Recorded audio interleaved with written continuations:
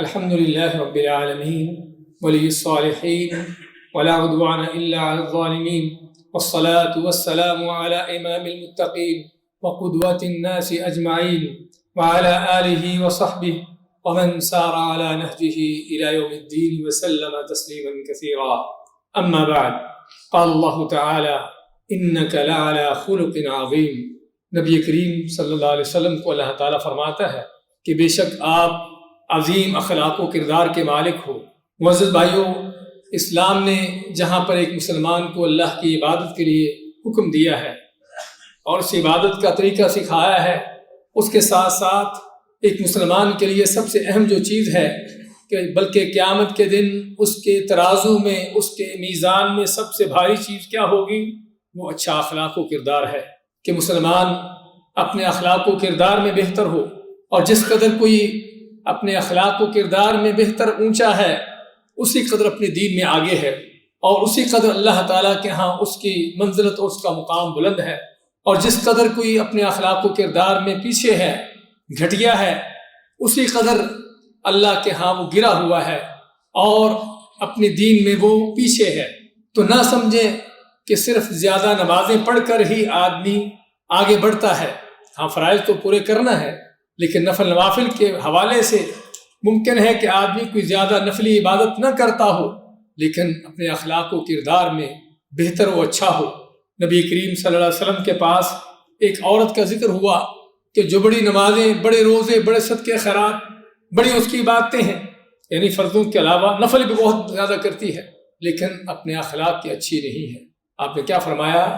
ہیا فی النار، کہ وہ عورت جہنم میں ہے. اگرچہ کتنی بھی نمازیں کیوں نہیں پڑھ رہی لیکن لوگوں کے ساتھ اس کا اخلاق و کردار برا ہے، غلط ہے، زبان کی اچھی نہیں ہے، گالی گلوچ، طعن و تشنیع، چغلی غیبتیں، جھوٹ دھوکے، ہاں یہ وہ سارے برے اخلاق، ان کے ہوتے ہوئے اللہ تعالیٰ کے ہاں عبادتوں کا بھی فائدہ نہیں ہوتا. اور دوسری عورت کا آپ کے ہاں ذکر ہوا کہ جو فرض پورے کرتی ہے، ہاں فرضوں کے علاوہ بھی جو اس سے نفل نوافل ہو سکتے کرتی ہے، کچھ چھوٹے صدقے خیرات بھی کر دیتی ہے، لیکن اپنی زبان سے کسی کو تکلیف نہیں دیتی، یعنی اپنے اخلاق کی اچھی ہے. آپ نے کیا فرمایا؟ ہیا فی الجنہ، کہ وہ عورت جنت میں ہے. بھائیوں، اس سے ہمیں پتہ چلتا ہے کہ دین اسلام صرف مسجد کے اندر نہیں ہے. ہم مسجد تک بھی ہے، نمازیں آپ کو مسجد میں پڑھنا ہے، لیکن آپ کے بازار میں، گھر میں، لوگوں کے ساتھ آپ کا معاملہ، رب کے ساتھ آپ کا معاملہ، ہر جگہ پر آپ کے ڈیلنگ کیا ہے، آپ کا کردار کیسا ہے، آپ کا کریکٹر کیا ہے. ہاں، یہ کریکٹر جو ہے اس سے بھی انسان کی پہچان ہوتی ہے کہ کیسا مسلمان ہے. بلکہ اللہ کے نبی صلی اللہ علیہ وسلم تو فرماتے ہیں المسلم من سلم المسلمون من لسانہ ویدہ، کہ مسلمان تو ہوتا ہی وہ ہے کہ جس کی زبان سے بھی، اس کے ہاتھ سے بھی دوسرے مسلمان محفوظ رہے. نہ تو زبان سے کسی کو تکلیف ہو، گالی گلوچ، طعن و تشنیع، تہمت بہتان، چغلی غیبتیاں، کیا کیا ہوتا ہے زبان سے، اور نہ ہاتھوں سے کسی کو تکلیف دے. آپ مانتے کہ مسلمان تو ہوتا ہی ہے. اس لیے بھائیو، جہاں تک ہمیں اللہ کی عبادت کرنے کا حکم ہے، جس طرح نماز دین کا وہ رکن ہے کہ جس کے بغیر کوئی مسلمان نہیں رہتا، روزہ، حج، زکوٰۃ یہ دین کے اہم ترین ارکان ہیں. اللہ کی عبادت توحید کے ساتھ، سچے عقیدے کے ساتھ سارے دین کی بنیاد ہے. اس کے ساتھ ساتھ بھائیوں، جب تک اخلاق و کردار بھی اچھا نہیں ہے اس وقت تک ان عبادتوں کا بھی فائدہ نہیں ہے. اس لیے دونوں چیزیں ہیں، ایک اللہ کے ساتھ آپ کا معاملہ عبادت میں، عقیدے میں، اور دوسرا بندوں کے ساتھ آپ کا معاملہ، لوگوں کے ساتھ آپ کا کریکٹر، آپ کا بیہیویئر کیسا ہے، کس انداز سے آپ ان کے ساتھ ڈیل کرتے ہیں. یہ دونوں ہی چیزیں وہ ہیں کہ جو پورا دین ہے.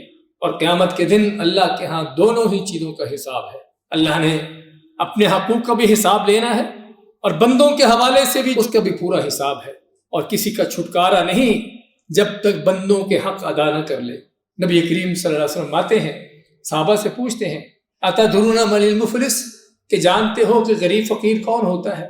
آپ سے پوچھا جائے کہ غریب فقیر کون ہے، کیا کہو گے؟ کہ جس کے پاس کوئی روپیہ پیسہ نہ ہو، یہ غریب ہوتا ہے نا.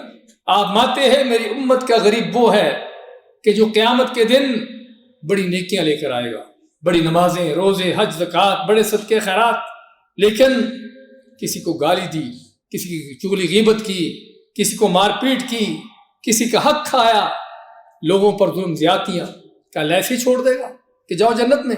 نہیں، جب تک لوگوں کے حق ادا نہ کر لے گا اس وقت جان نہیں چھوٹے گی۔ تو یہ غریب کیسا ہے؟ حق کیسے ادا ہوں گے؟ اور قیامت کے دن کو پائے پیسے تو ہوگے نہیں کہ پیسے دے کر آدمی جان چھڑا لے، دنیا میں ہوتا ہے نا ایسا۔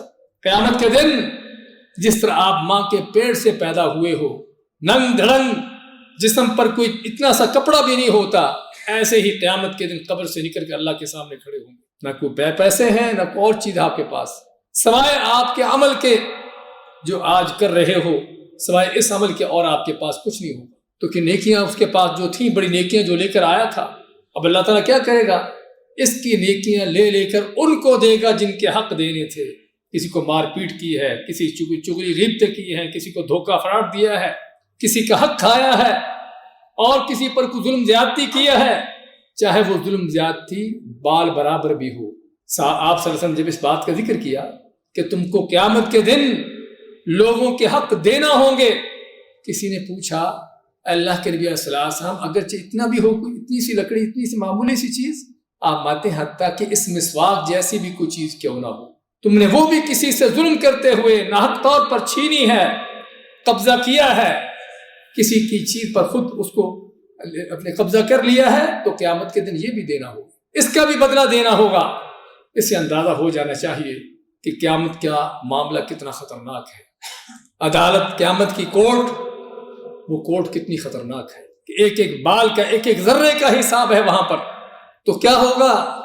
یہ بڑی نمازیں، بڑی باتیں لے کے آنے والا لوگوں کو اپنی نیکیاں دے دے گا، اس کو بھی دی، اس کو بھی دی، اور پتنی کتنے لوگ ہوں گے، کیونکہ آدمی جب اپنی زبان کو بے لگام کر دیتا ہے نا، گالی گلوچ، چغلی غیبتیں، طعن و تشنیع، بکواس، بے حیائی، بدکاری، آدمی کو سمجھ نہیں آتی کہ کتنے لوگوں پر ظلم کر چکا ہے۔ تو حتیٰ کہ اس کی ساری نیکیاں دینے کے بعد بھی ابھی حقدار باقی ہوں گے، ساری نیکیاں دے کر بھی ابھی جان نہیں چھوڑے گی، ابھی اور حق لینے والے باقی ہیں، اب اور حق لینے والے باقی ہیں، تو بھی نیکیاں تو ختم ہوگی، اب تمہارے لیے کچھ باقی نہیں چل رہا، جاؤ بس کچھ نہیں۔ بھئی قیامت کے دن وہ دن ہے کہ جس میں ذرہ بھر کو ظلم نہ ہوگا۔ اب باقیوں کے ساتھ پھر کیا کیا جائے گا؟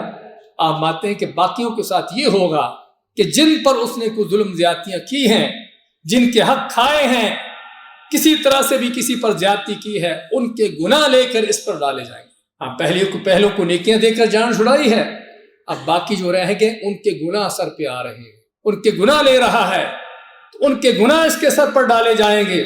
اب نیکیاں ختم ہوگی، سر پہ گناہ چڑھ گئے تو جائے گا کہاں؟ جنت میں؟ ہاں، کہاں جائے گا؟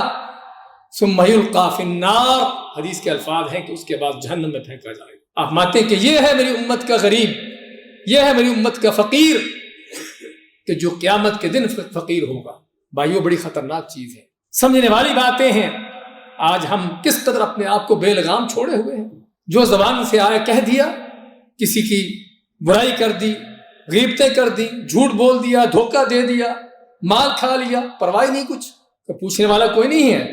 اللہ تعالیٰ ایک ایک حرکت کو دیکھ رہا ہے، ایک ایک چیز دیکھ رہا ہے، اور اللہ کے دونوں فرشتے جو اللہ نے دائیں بائیں انسان کے بٹھائے ہوئے ہیں، اس کے ریکارڈ لکھنے والے اس کی ایک ایک بات کو نوٹ کر رہے ہیں، اس کی ایک ایک حرکت لکھ رہے ہیں، تاکہ کل قیامت کے دن یہ سارے حساب کتاب چکائے جائیں، یہ سارے بدلے چکائے جائیں۔ تو بھائیو، ضرورت ہے اپنے معاملات کو دیکھنے کی کہ لوگوں کے ساتھ آپ کے معاملات کیسے ہیں، کس انداز سے ان پر ظلم زیادتیاں ہوتی ہیں، کس کس کو گالی گلوچ، طعن و تشنیع، چغلی غیبتیں کی ہیں، ان کی کن کن کے مال کھائے ہیں ناحق طور پر، کن کن کے بارے میں بدگمانیاں اور کیا کچھ اس طرح کے جرم کیے ہیں۔ تو قیامت کے دن اس سارے جرائم کا بدلہ دینا ہوگا۔ ہاں، آج سمجھتے ہیں آپ کہ آپ کی طاقت ہوگی، آپ کے پاس کو بڑا اختیار ہوگا، بڑی آپ کے پاس کو اتھارٹی ہوگی، بعض اوقات کچھ لوگ آپ کے ماتحت ہوں گے، نیچے ہوں گے، کہ ان کے ساتھ جو بھی کر لو۔ ہاں، آج جو بھی کر لو، لیکن کل جو کر رہے ہیں اس کا پورا حساب دینا ہوگا۔ اس لیے ضرورت ہے بھائیو اپنے معاملات کا جائزہ لینے کی، آج ہی اپنا محاسبہ کر لینے کی، اس سے پہلے کہ کل قیامت کے دن پریشانی ہو۔ اللہ سے دعا ہے اللہ تعالی ہمیں اچھے اخلاق و کردار کو اپنانے کی توفیق عطا فرمائے۔